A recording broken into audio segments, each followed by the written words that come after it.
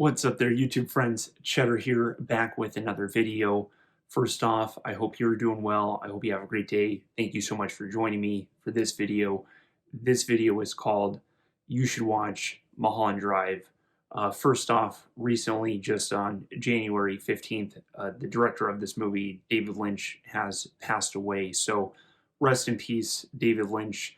This is sort of my tribute video to David Lynch. I didn't want to make a traditional tribute video because I love this movie specifically. I'm not really a traditional David Lynch fan, so I think you should watch Mulholland Drive, and that's what I'm here to tell you about. If you have already seen the movie, then guess what? I think you should rewatch it. This is an extremely rewatchable movie. I've seen it a couple times. It's been a while, but I can't wait to see it again. I want to rewatch it again. Hopefully this weekend I can make time, but I still have yet to see the other David Lynch movies. But for this video, I'm going to tell you why I think you should watch Mulholland Drive. And I will do this all spoiler-free too. I will have a spoiler section at the end, but I'm not going to talk too detailed about the spoilers of the movie, just a little bit. But this section will be spoiler-free, and the spoilers will be at the end. Online, Mulholland Drive is labeled as a surrealist mystery movie, and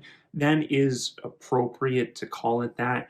When I'm telling people about it, I sell it to people as a nightmare that's sometimes hilarious. This movie basically feels like a nightmare that's sometimes funny, it sometimes has great love scenes, but ultimately it plays out like a dream. Basically, this is one of the most engaging movies I think I've ever seen. There's always something interesting going on in the movie, whether it's funny or scary or suspenseful or romantic or just kind of entertaining or artful. There's always something to pick apart, and if maybe not in that specific moment, it adds another layer to the whole mystery of the movie. So it's just so engaging, and there's just always funny parts and great parts to the scenes. Roger Ebert, in his review, he described the movie as a series or a collection of excellent scenes. And in a way, the movie really works like that. It's just a sequence of great scenes. This is a good funny scene. This is a good horror scene, this is a good romance scene. So there's always something interesting for you to think about or for you to watch or observe. And for being an art film, I think it's a very accessible art film that most moviegoers or movie watchers can appreciate, in part because of what I just said, of the excellent sequences of excellent scenes, basically, is that most movie people who aren't interested in art movies can watch this movie and still get something out of it and say, hey, that was an art movie, but that was an entertaining movie. Part of this is because I think the movie works in layers. You can just watch it as on the surface level, a layer where it's just a romance thriller, basically, that kind of plays out like a nightmare. Or you can read more into the art, into the themes that are playing out, because I do think that there are themes that play out in this movie. And perhaps the greatest quality of the film is just how interpretive it is. There's many different conflicting theories about what actually happens in the movie. And my spoiler-free opinion is that I think the movie is designed so that the conflicting theories work together and basically have some truth to them, and so that every theory is a little bit right. And it's really cool because the movie begs to be watched with you as a detective, going through notes and really looking for clues and digging for clues, trying to solve the case. David Lynch was a painter, and he was surely aware of optical illusions like the Penrose stairs, the endless staircase.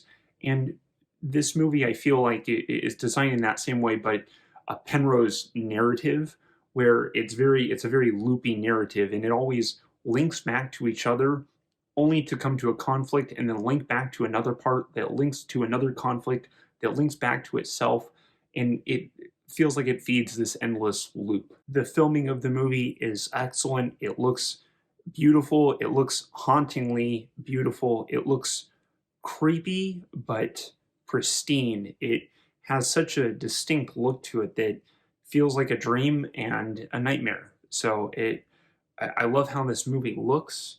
The acting and the characters in this movie are all good. You always want more of the characters that you see. It's really cool. It feels like everyone sort of steals the show in a way. And just when you start getting into one character, you get into another scene, you get invested into that. Then you get another scene, you get invested into that. So everything feels top tier about the movie. If anyone has a complaint, it's probably just that some of the scenes may be hard to follow or don't add up to anything ultimately, and that may be a conflict. I still think you get great scenes, and I think those scenes are there to they work in different ways. You know, sometimes they could be a distraction, but it's hard for me to talk about anything else without getting into spoilers, and I do want to keep the first half spoiler free. So if you haven't seen the movie, this is like an S tier movie. I do give it an S tier. It's awesome. So go see Mulholland Drive. I love this movie, and it's an awesome mystery romance movie. See if you can solve it. If you have seen the movie, feel free to leave a theory below. But I'm going to get into the spoilers now. So I appreciate everyone who's stuck around, and appreciate if you do want to stick around more. But I will get into the spoiler section here. So this movie has two main storylines, and it's split into two parts.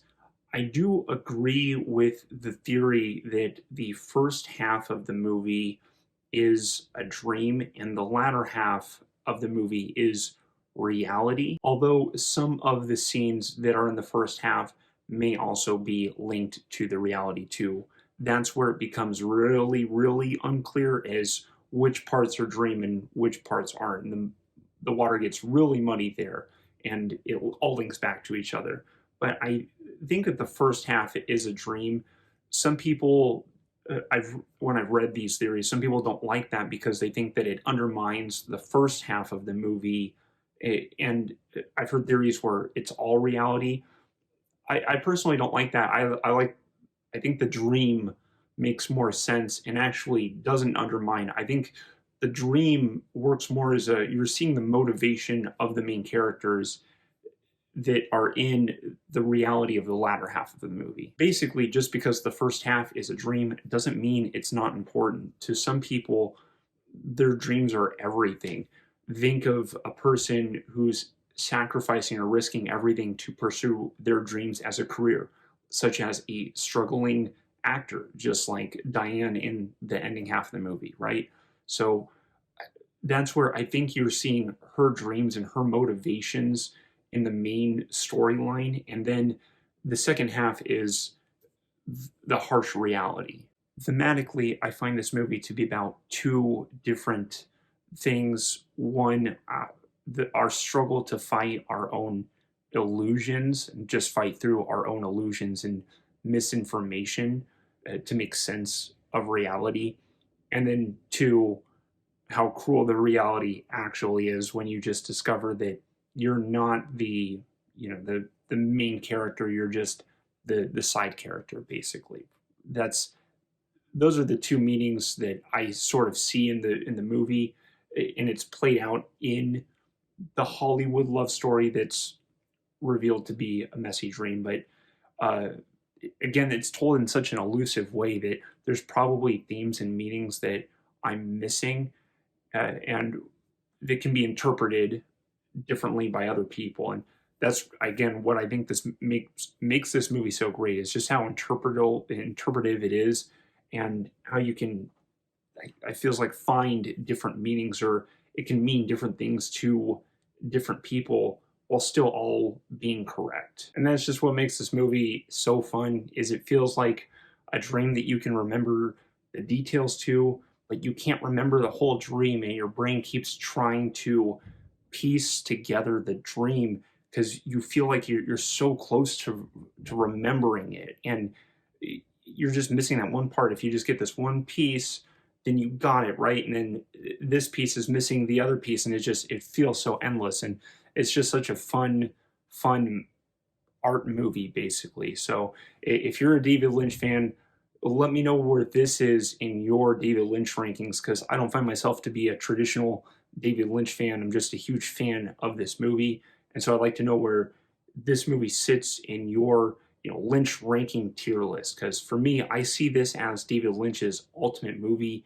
This is just one of my go-to art movies to show or to tell people about, and still always will be. So yeah, I love Mulholland Drive. I'm sad that David Lynch never really got to make another movie, so I was always hoping we could get one more from him, but I'm thankful for the movies that we have. I'm thankful for this movie, and I need to go through his other filmography so I can watch them all. But that will be all for this video. If you haven't seen Mulholland Drive, go watch it. If you have seen it, watch it again. I'm going to watch it again. But that'll be all for this video. So rest in peace, David Lynch. I appreciate these movies, and that'll be all for this video. Thank you for your time and for listening to me. I hope you have a great day. Thank you so much. Take care. Chetter out. Goodbye.